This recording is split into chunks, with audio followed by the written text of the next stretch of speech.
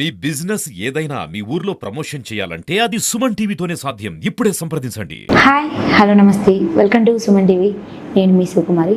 So దేశవ్యాప్తంగా చూసినట్లయితే cyber crimes ఎక్కువ అయిపోయాయి.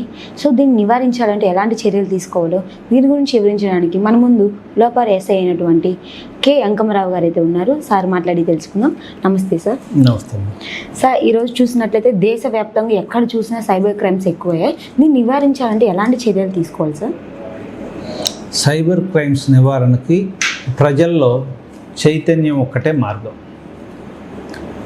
ఆశకు పోకుండా వాస్తవాలని, జరుగుతున్నటువంటి నేరాలని అర్థం చేసుకొని ప్రజలు మెలగటం ఎంతో అవసరం. రకరకాల లింకుల్ని టెలిగ్రామ్ ద్వారా, వాట్సాప్ల ద్వారా పంపించేసి వాటి ద్వారా మన సెల్ ఫోన్ యాక్ చేసి యూజర్ ఐడి పాస్వర్డ్లతో సహా యాక్ చేసేసి మన అకౌంట్లో ఉన్న డబ్బుల్ని వాళ్ళ అకౌంట్కి పంపించుకున్న సంఘటనలు ఉన్నాయి.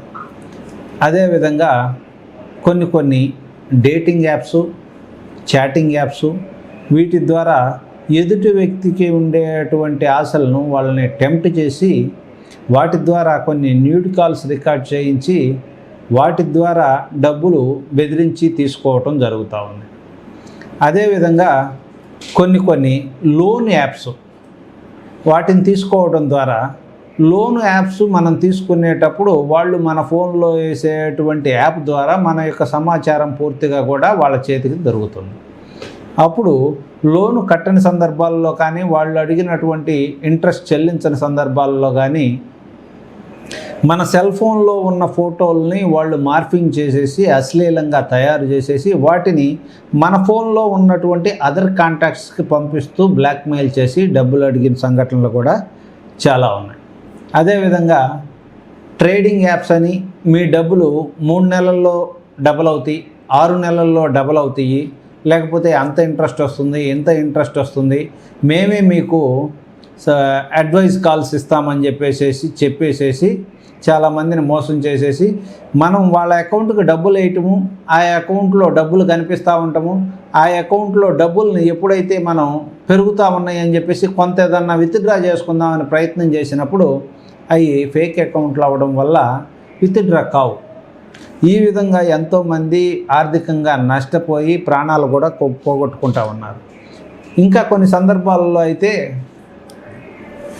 మీరు ప్రైజ్ గెలుచుకున్నారు, మీకు ప్రైజ్ కావాలా, మనీ కావాలా, మీరు ప్రైజ్ కావాలన్నా మనీ కావాలన్నా దానికి ముందుగా ఆ ట్యాక్స్ పే చేయాలి. ఆ ట్యాక్స్ కనుక పే చేస్తే ఈ ప్రైజ్ మనీ కానీ ఆ ప్రైజ్ కానీ మీ దగ్గరకు వస్తుందని చెప్పి వాళ్ళ దగ్గర నుంచి డబ్బులు కూడా తీసుకున్నారు. కొంతమంది యూనిఫామ్లో ఉండి వీడియో కాల్స్ చేసి వాళ్ళ చుట్టూరు ఉండేటువంటి వాతావరణాన్ని చూపిస్తూ వాళ్ళు పోలీస్ ఆఫీసర్లమని నమ్మించి మీరు ఈ కేసులో ఇరుక్కున్నారు, దీంట్లో నుంచి బయటపడాలంటే మీరు ఇంత డబ్బులు పే చేయాలి, ఈ విషయం ఎవరికి చెప్పొద్దని చెప్పేసి బెదిరిస్తున్న సంఘటనలు కూడా ఉన్నాయి. ఎవరైనా సరే మనీ అవసరం అని చెప్పేసి ఫేస్బుక్లోనూ వాట్సాప్ల్లోనూ పెట్టేటువంటి మెసేజ్లను నమ్మొద్దని చెప్పేసి ప్రజలను కోరుతా ఉన్నాం. మీకు ఎవరన్నా అట్లా అడిగారని చెప్పేసి డౌట్ ఉంటే డైరెక్ట్గా మీరు వాళ్ళకి వాయిస్ కాల్ చేసి మాట్లాడి కన్ఫర్మ్ చేసుకొని మాత్రమే మీరు డబ్బులు వేయాలని చెప్పేసి కోరుతా ఉన్నాం. పార్ట్ టైం జాబులు అని చెప్పేసి కొన్ని యూట్యూబ్ ఛానల్ను సబ్స్క్రైబ్ చేసుకుంటే మీరు 3 యూట్యూబ్ ఛానల్ను సబ్స్క్రైబ్ చేస్తే మీకు 150 రూపాయలు ఇస్తాం, వాటి స్క్రీన్ షాట్లు పెట్టండి, ఇది పార్ట్ టైం జాబ్, మీరు ఇంట్లో ఉండే చేసుకోవచ్చు అని చెప్పేసి చాలామందిని కూడా లోపరుచుకొని వాళ్ళ ద్వారా డబ్బులు గాజేయాలని చెప్పేసి ప్రయత్నాలు చేస్తూ ఉన్నాయి. వీటన్నిటినీ కూడా పట్టుకోవటం చాలా కష్టం.